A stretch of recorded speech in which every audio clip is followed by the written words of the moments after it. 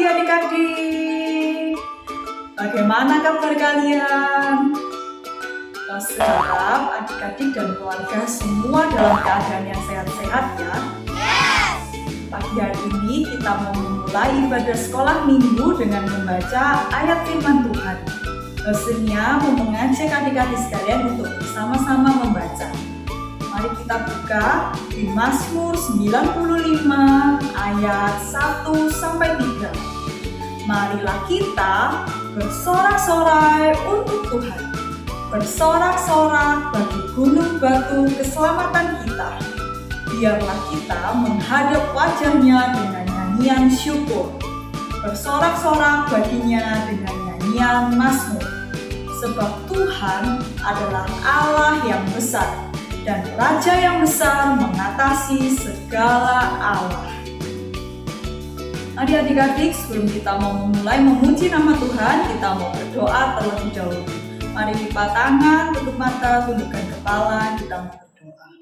Tuhan Yesus, terima kasih kalau pada pagi hari ini kami boleh mengikuti sekolah minggu online.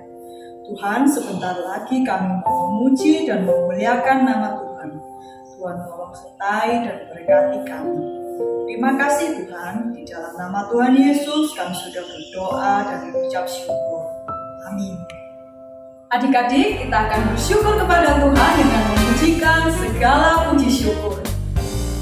Segala puji syukur hanya bagimu Tuhan, sebab Kau yang layak dipuja.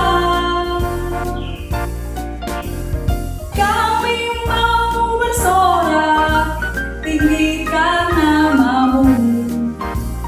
Haleluya. Soraklah, haleluya. Soraklah, haleluya. Haleluya.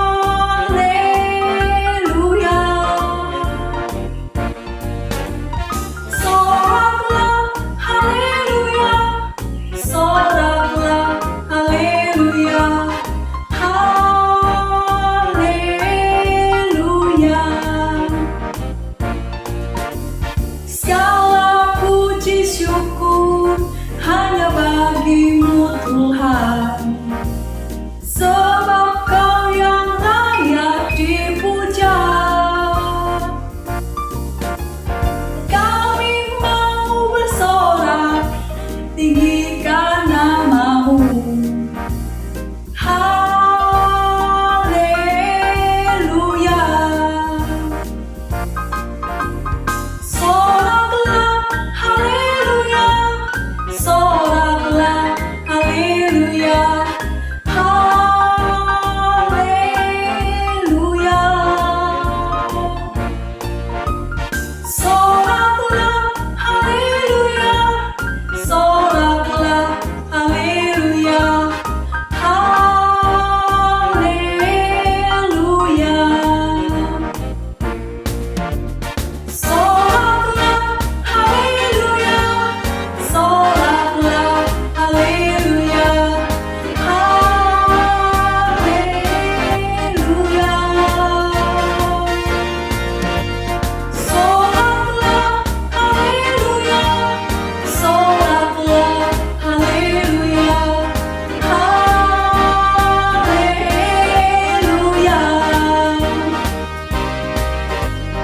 Haleluya.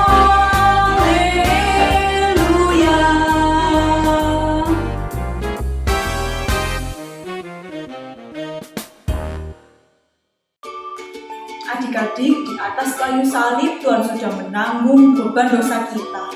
Dia membebaskan kita dari hukuman kekal dan membuang dosa kita ke dalam laut. Adik-adik bisa membacanya di Mika 7 ayat 19. Nah, apakah hari ini adik-adik ada yang merasa sedih atau takut?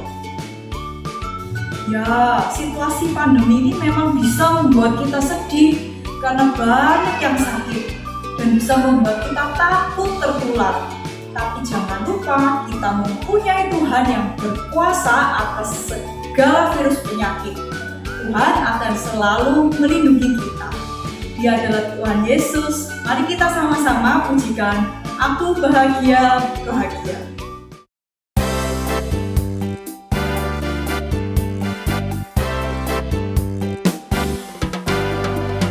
Aku bahagia, bahagia, bahagia, bahagia. Aku bahagia, bahagia, karena Tuhan Yesus angkat bebanku. Yesus angkat bebanku dan buang ke laut, buang ke laut, buang ke laut. Aku bahagia.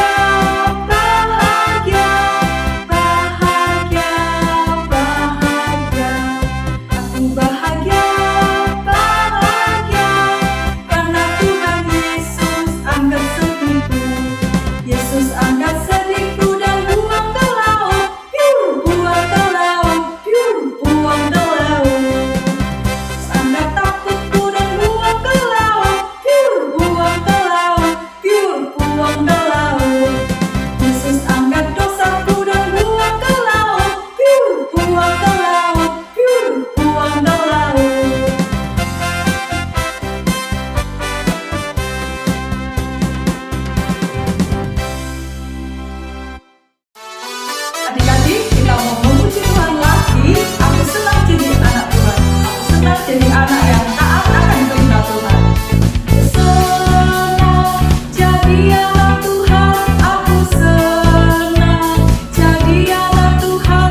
Aku senang jadi anak Tuhan. Anak Tuhan tak boleh bohong. Bohong itu dosa. Bohong itu dosa. Bohong itu dosa. Anak Tuhan tak boleh bohong.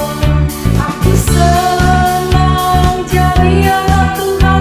Aku senang jadi anak Tuhan. Aku senang jadi anak Tuhan.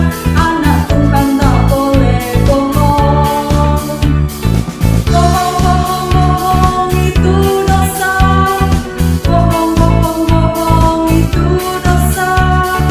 Bohong itu dosa. Anak Tuhan tak boleh bohong. Aku senang jadi anak Tuhan. Aku senang jadi anak Tuhan. Aku senang jadi anak Tuhan. Anak Tuhan tak boleh bohong. Bohong itu dosa. Bohong itu dosa. Bohong itu dosa. Anak Tuhan tak boleh bohong. Adik-adik, saatnya kita akan memberikan persembahan sebagai ucapan syukur kita kepada Tuhan. Adik-adik dapat meminta tolong papa atau mama untuk men-scan QRIS atau transfer ke rekening gereja dan mohon ditambahkan angka 1 di belakang nilai persembahannya, seperti contoh di bawah ini. Mari kita siapkan hati kita untuk memberikan persembahan. Kita berikan yang terbaik untuk Tuhan. Dan kita persiapkan hati kita untuk mendengarkan firman Tuhan yang akan dibawakan oleh Lau Susandra. Kita akan bersama-sama pujikan Ajarku Mengerti.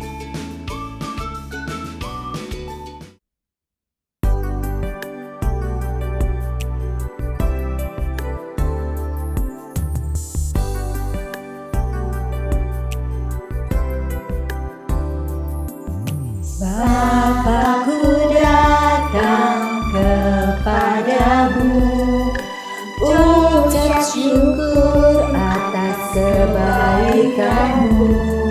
Sekarang ku buka telingaku, mau kau dengar suara-Mu.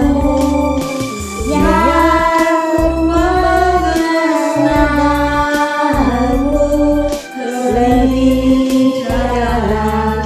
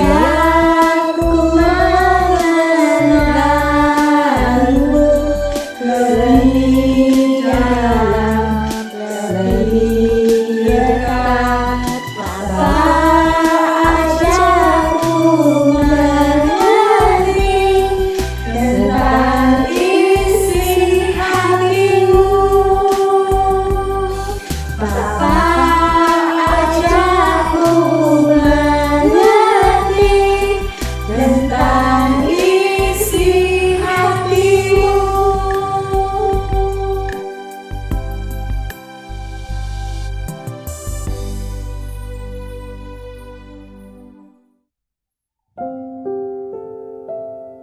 Adik-adik, mari kita bersama-sama masuk di dalam doa. Semuanya tangannya dilipat, matanya ditutup, kita berdoa kepada Tuhan. Bapa di dalam surga, kami bersyukur untuk hari ini. Kami boleh beribadah kepada Tuhan.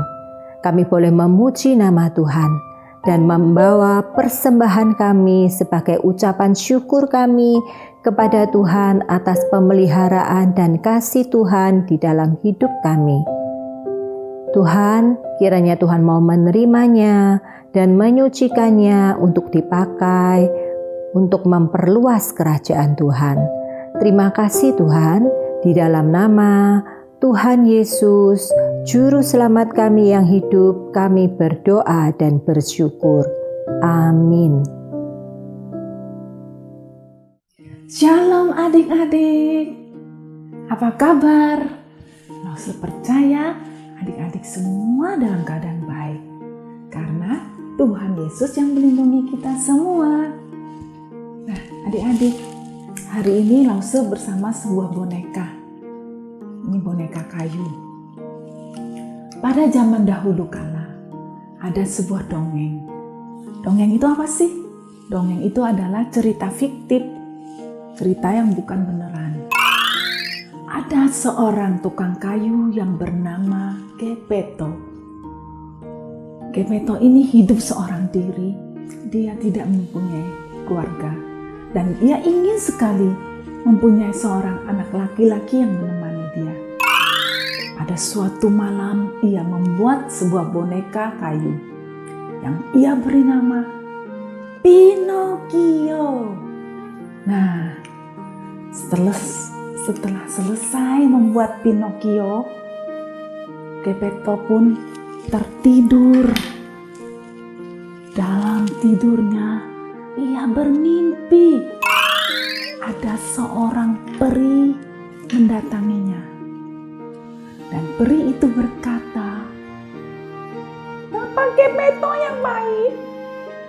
Engkau baik untuk semua orang. Aku akan memberikan kehidupan pada bonekamu ini." Lalu terbangunlah Bapak Gepeto. Dia mencari Pinocchio. Ternyata Pinocchio memang benar bisa berjalan dan bisa bergerak dan dia bisa berbicara. Nah, Bapak Gepeto sangat sayang sekali pada Pinocchio. Lalu dia menyekolahkan Pinocchio. Namun sayang, Pinocchio ini suka berbohong. Ketika ia berbohong, hidungnya menjadi panjang. Kira-kira seperti ini adik-adik. Nah, hidungnya Pinocchio kalau dia berbohong. Tapi kalau ia berkata jujur, hidungnya normal. Nah, cerita ini sering dipakai oleh orang tua untuk mengajari anak-anaknya. Jangan berbohong. Dan cerita Pinocchio ini sangat terkenal dan dibuat film kartun oleh Disney. Mungkin sampai saat ini filmnya masih ada. Nah adik-adik, dosa yang paling gampang dilakukan setiap orang yaitu berbohong. Setiap kita pasti pernah berbohong.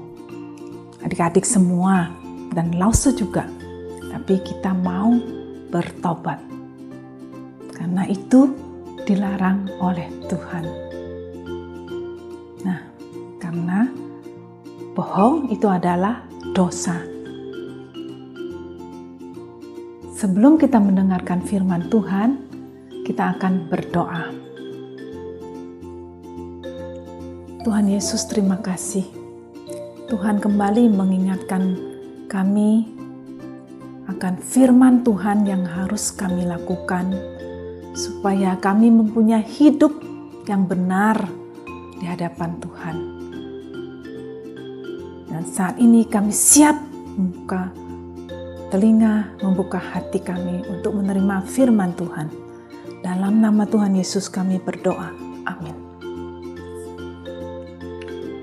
Cerita Alkitab kita hari ini terdapat di dalam 1 Raja-Raja pasal 21 ayat 1 sampai 29. Raja Ahab dan istrinya Isabel adalah orang yang sangat jahat. Ia membunuh para nabi Tuhan dan mendorong rakyatnya untuk menyembah dewa yang palsu. Suatu hari, Raja Ahab sedang melihat keluar istananya. Ada kebun anggur. Dia sangat tertarik dengan kebun anggur.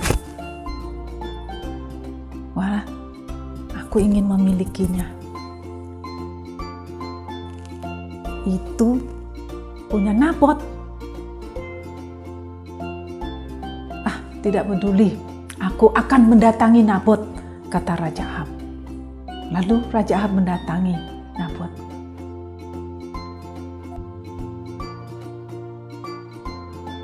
Hei, Nabot. Hah? Raja Ahab? Ada apa, Raja? Berikanlah kebun anggurmu itu kepadaku. Akan kujadikan kebun sayur, sebab letaknya dekat rumahku.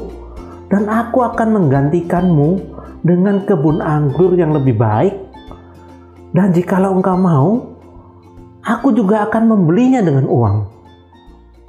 Maaf Raja, kiranya Tuhan menghindari aku memberikan milik pusaka nenek moyangku kepadamu. Itu dilarang oleh Tuhan, Raja.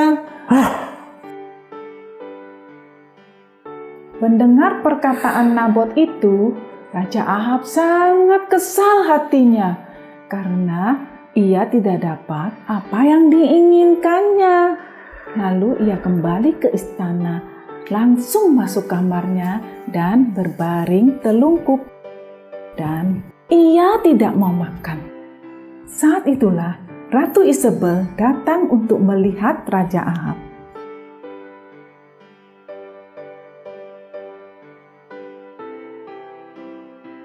"Oh sayangku, kenapa engkau kelihatan begitu sedih?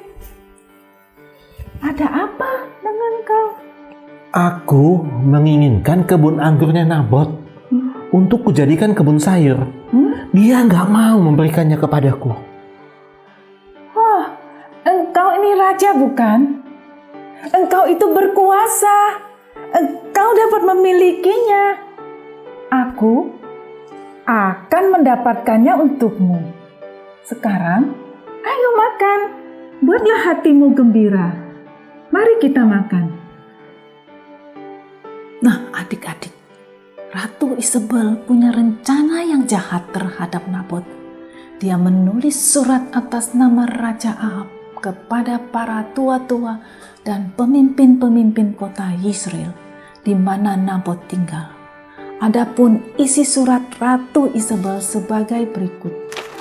Kepada yang terhormat, tua-tua dan pemimpin-pemimpin kota di Yisrael, kumpulkanlah rakyat pada satu hari untuk berpuasa dan berdoa. Dan tempatkanlah Nabot duduk paling depan di antara rakyat. Lalu suruhlah 2 orang yang jahat yang menuduh Nabot bahwa Nabot telah mengutuk Allah dan raja. Kemudian hukumlah Nabot, lempari dia dengan batu sampai mati, tertanda materai Raja Ahab. Ketika surat-surat itu sampai ke tangan pemimpin-pemimpin kota Yisrael. Bagaimana ini? Kalau aku tidak melakukan permintaan Raja Ahab, aku akan mati. Waduh, ini kejahatan. Bagaimana ya? Kalau aku tidak menurut kepada kehendak Raja Ahab, aku pasti dihukum mati. Hari yang ditentukan pun tiba untuk melaksanakan settingan yang direncanakan oleh Ratu Isabel. Nabot, silakan duduk paling depan. Lalu masuklah 2 orang jahat sebagai saksi dusta. Hei, itu dia Nabot. Dia mengutuk Allah dan Raja. Benar, Nabot telah mengutuk Allah dan Raja. Sekarang, tunggu apa lagi? Cepat, seret Nabot keluar. Kita lempari Nabot dengan batu sampai mati. Nabot diseret keluar dan dilempari batu sampai mati. Demikianlah Nabot dihukum mati atas tuduhan mengutuk Allah dan Raja. Apakah benar Nabot telah melakukannya? Tidak, adik-adik. Nah, adik-adik, bukan hanya Nabot yang dilempari batu saat itu, tapi anak-anaknya juga. Kita akan membacakan 2 Raja-Raja 9 ayat 26a, akan dibacakan oleh Enrico dan Ethan. Sesungguhnya aku telah melihat darah Nabot dan darah anak-anaknya tadi malam, demikianlah firman Tuhan. Maka aku akan membalaskannya kepadamu di kebun ini, demikianlah firman Tuhan. Setelah Raja Ahab mendengar Nabot sudah mati, Raja Ahab dengan gembiranya ia pergi ke kebun Nabot. Akhirnya kebunnya Nabot jadi milikku. Oh Raja Ahab, Nabi Elia, Tuhan telah berfirman, Tuhan akan menghukum engkau beserta istrimu, bahkan seluruh keluargamu akan dilenyapkan dalam penghakiman karena engkau telah membunuh Nabot dan merampasi miliknya. Nah, setelah Raja Ahab mendengar perkataan Nabi Elia, ia merobek pakaiannya dan memakai kain kabung untuk menunjukkan bahwa dia sangat menyesali perbuatannya. Dan ia memohon kepada Tuhan untuk mengampuni dosanya. Ketika Allah melihat bahwa Raja Ahab sungguh-sungguh menyesal, maka Allah berfirman melalui Nabi Elia. Katanya, karena Raja Ahab menyesali dosanya, penghakiman tidak datang selama masa hidupnya, tetapi akan datang atas keluarga Raja Ahab setelah Raja Ahab mati. adik-adik, kalau dipikir-pikir, Raja Ahab itu kan seorang raja. Seorang raja pasti punya segalanya. Tetapi Raja Ahab masih merasa tidak puas. Dia masih mengingini kebun anggur Nabot. Pertanyaannya, mengapa Raja Ahab masih merasa tidak puas? Karena semua manusia adalah orang berdosa. Orang berdosa akan terus-menerus merasa tidak puas. Itu sebabnya orang berdosa memerlukan Tuhan Yesus. Karena hanya Tuhan Yesus yang mampu dan berkuasa menghapus dosa manusia. Dan hanya Tuhan Yesus yang bisa memberikan kepuasan kepada manusia dan memberikan hidup yang kekal kepada manusia. Nah, adik-adik, marilah kita selalu mengatakan hal yang benar. Buanglah segala kebohongan. Karena dengan mengatakan hal yang benar, kita mentaati hukum Allah. Kita menyenangkan hati Tuhan dan kita mengasihi sesama kita. Sekarang marilah kita berdoa. Tuhan Yesus, terima kasih. Firman Tuhan hari ini mengajarkan kami untuk mengatakan hal yang benar dan membuang segala kebohongan. Tolong kami ya Tuhan, mampukan kami melakukan firman Tuhan ini. Sekali lagi, ampuni dosa-dosa kami jika kami pernah berbohong. Terima kasih Tuhan Yesus, di dalam nama Tuhan Yesus kami berdoa. Amin. Sekarang saatnya ayat hafalan. Kita akan menghafal ayat dengan bernyanyi. Firman Tuhan hari ini mengajarkan kepada kita tentang hukum Allah yang ke-9 yang terdapat di dalam kitab Keluaran pasal 20 ayat 16 yang berbunyi, jangan mengucapkan saksi dusta tentang sesamamu. Jangan mengucapkan saksi dusta tentang sesamamu. Jangan mengucapkan saksi dusta tentang sesamamu. Jangan mengucapkan saksi dusta tentang sesamamu. Jangan mengucapkan saksi dusta tentang sesamamu.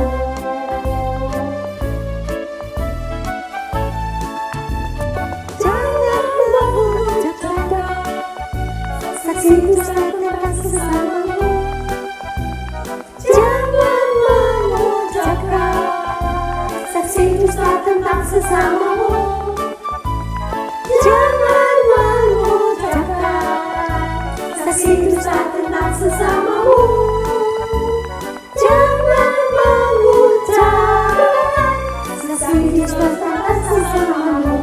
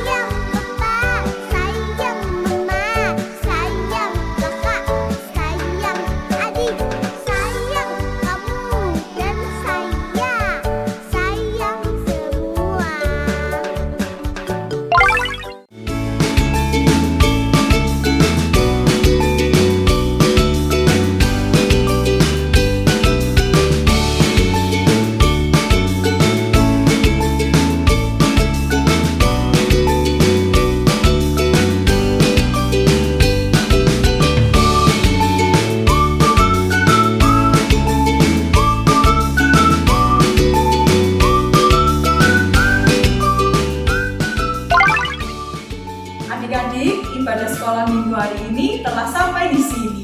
Jangan lupa, nanti pukul 11 akan ada Zoom kelas masing-masing.